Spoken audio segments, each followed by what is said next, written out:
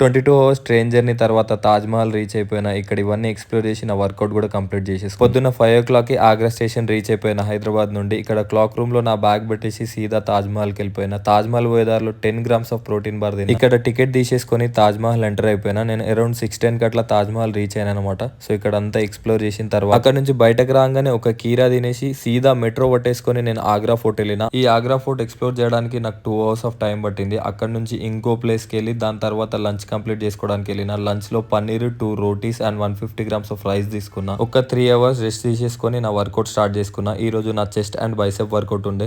Pump మాత్రం next level వచ్చిందనమాట. అంత టిల్ ఫెయిల్యూర్ హిట్ చేసినాం మనం. వర్కౌట్ తర్వాత 1 స్కూప్ ఆఫ్ వే ప్రోటీన్, దాంతోపాటు 2 బనానాస్ అండ్ మల్టీ వైటమిన్స్ తీసుకున్నా. స్టేషన్ రీచ్ అయిపోయి నా డిన్నర్ కంప్లీట్ చేసుకున్నాను. నేను ఏం తింటున్నా, ఎన్ని క్యాలరీస్ వస్తున్నాయి అనేది క్లియర్ గా మీకు ఇక్కడ మెన్షన్ చేస్తున్నా, ఒకసారి గమనించండి. ఈ రోజు 17,000 స్టెప్స్ అండ్ 2,000 క్యాలరీస్ లోపే తిన్నా. రేపు ఇంకో డెస్టినేషన్కి వెళ్తున్నా. ఫాలో కొట్టేయు. రేపు మళ్ళీ కలుద్దాం.